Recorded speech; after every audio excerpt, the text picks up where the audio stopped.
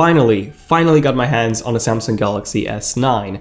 So I got this thing on Friday, today's Tuesday, so I've been playing around with a Samsung Galaxy S9 for the past almost 4 days. And this is the regular S9, there's also Samsung Galaxy S9 Plus that I got, and I got that one in Coral Blue. That's the new color, there you go, Coral Blue. And I'll be taking a look at this phone in my next video, so definitely subscribe and enable notifications if you want to see this one as soon as it comes out. This is a pretty unique color, and obviously it's an S9 Plus rather than an S9, so it comes with quite a lot of new features over the regular Samsung Galaxy S9. But yeah, there you go, my unboxing and my first impressions of the Samsung Galaxy S9, so grab some snacks, such as popcorn, and enjoy.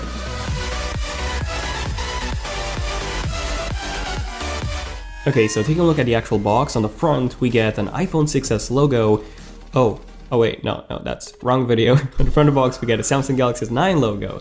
And if you compare this box to the S8 box from last year, you can see that they look pretty much identical. Obviously I have the S8 Plus box, but if you take a look at the logo, the blue logo on the front, it's basically in the exact same position. So these boxes look really similar to one another. Other than that, we have a Samsung Galaxy S9 logo on the top left. We get a capacity, which in my case is the 64GB baseline model on the bottom left, and then we don't really get anything on the side, so we don't have anything on the right side, and on the left we actually get a color, which in this case is Midnight Black. And now taking a look at the back of the box, we get a listing of all the specs. So the 12 megapixel dual aperture camera, we get a dual stereo speakers tuned by AKG, basically exactly the same specs and exactly the same as we've seen in that leaked box image that I've talked about in my previous leak summary series of the Samsung Galaxy S9. So if we take a look at those two, they pretty much look identical. Okay, so let me just cut the seal. The seal has been broken and you just slide the box open, so similar to how the S8 box was. And then there's actually a second seal which I need to cut, so let me just cut this as well. And that's pretty much it. You just open the box like this, so there's no magnetic tab like on the S7 Edge boxes, which were pretty cool. Yeah, just the standard box, which, you know, it's just cardboard. And inside the box, the first thing that we get is actually this booklet designed by Samsung in South Korea. Not really. But yeah, we get this booklet. Inside this, we get a SIM eject tool, which is again the same as the one we got with Samsung Galaxy S8. It's a pretty cool looking SIM eject tool, but nothing too special. We get a quick start guide, which basically tells you the main buttons, how to get started with the S9. And then we also get another booklet, which is how to transfer content to your brand new Samsung Galaxy S9 from, let's say, an iPhone or hashtag Team Pixel. And other than that, we get a warranty and a safety guide. And finally, well, that's pretty much it. We don't get any Samsung stickers. I really think that Samsung should be adding some Samsung stickers with the Samsung Galaxy S10. Let me know in the comments if you want to see some actual Samsung stickers with Samsung devices in the box. That would be pretty cool to see. And there you go, the Samsung Galaxy S9 just sitting there. So let me just take this and put it to the side for just 1 second and take a look at what else we get inside the box. So the first thing that we get are these headphones tuned by AKG. These are some pretty good headphones. They're not amazing, but they're not bad either. Other than that, we also get a few replacement earbuds for the headphones. So yeah, a few different sizes and a few more earbuds if you need those. And then we also get a charging cable, which is USB-C to USB-A.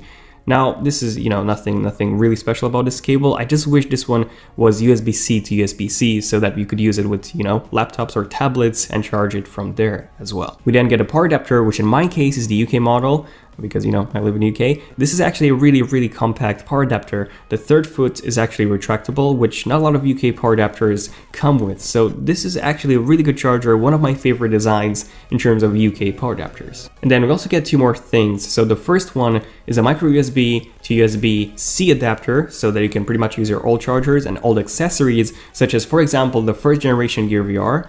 And then the second thing that we get is this USB-C to USB-A adapter, which is actually extremely useful for connecting a USB drive. Yes, you can do that. A USB hard drive. Yes, you can even do that as well. Or you can just use this thing to transfer data from your old phone to your Samsung Galaxy S9. And that's pretty much it. There's nothing else left inside the box. So let me just take the plastic wrap off.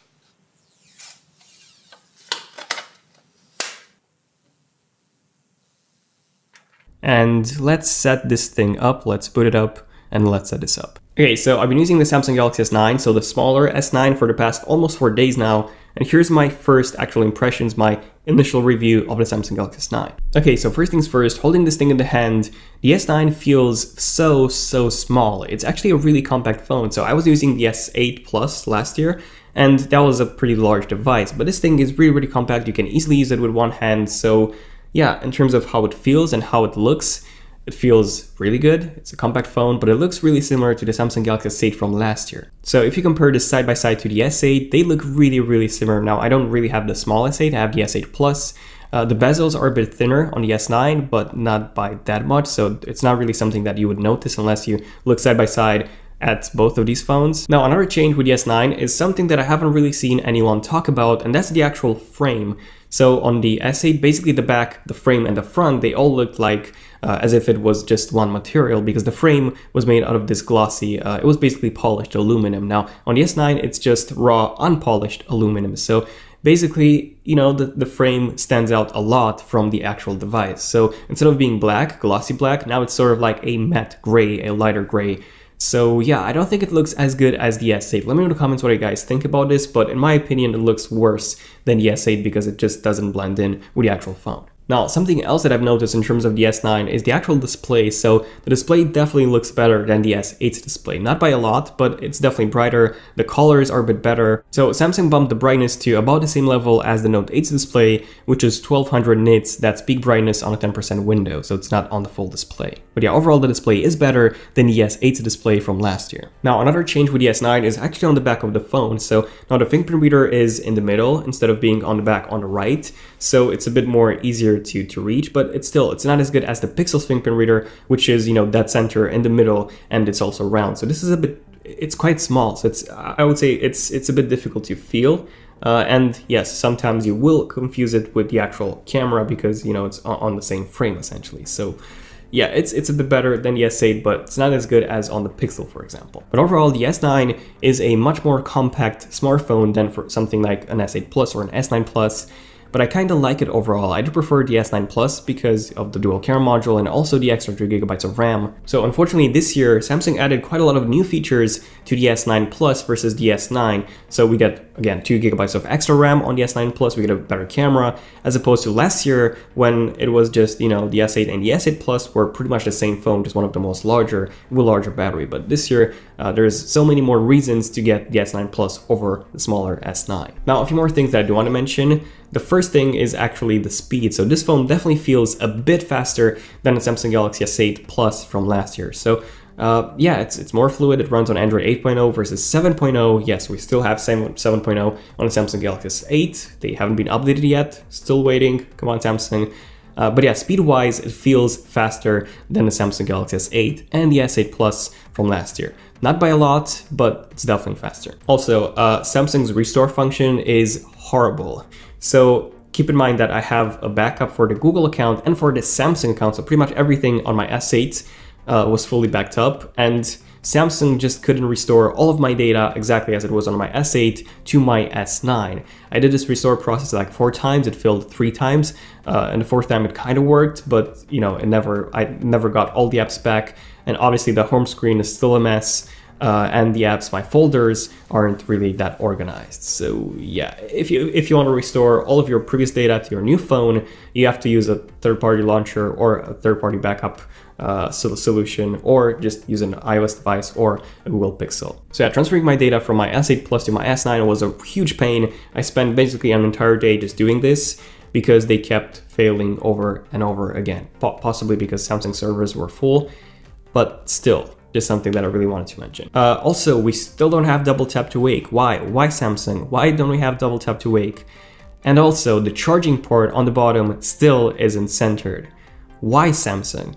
But also on the bottom, we get a new speaker. So we have a redesigned speaker tuned by AKG on the bottom, and then we have another speaker on the top, which is basically the earpiece, which now acts as a speaker as well. So with the S9, we now get dual stereo speakers, which actually sound pretty good. They're not amazing, but they're actually pretty good. They're not as great as the Razer phone speakers, but they're pretty good. And then also a pretty big change to the S9 is the dual aperture camera. So this is something really cool and really unique. You get 2 apertures on the S9, you get f1.5 and an f2.4 aperture, and they switch automatically depending on how much light gets into the sensor.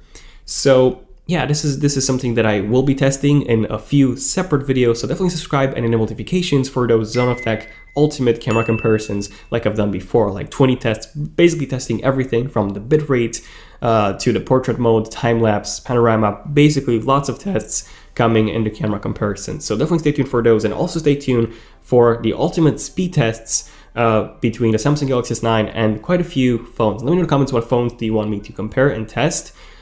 And this has been pretty much it. Let me know also in the comments, what do you guys think about the Samsung Galaxy S9 overall? Do you think it's a good upgrade, or do you think this thing is mostly an S8 and the S9 Plus is actually worth it or not? Let me know in the comments. But yeah, there we go. This has been pretty much it. Stay tuned for this. This is a pretty cool device. Really different from this, especially since this is the Core Blue S9. But yeah, thank you for watching. I'm Daniel. For videos you like, if you enjoyed it, let me know. See you guys in my next one. Pretty awkward ending once again. Xenotech, signing out. Cheers.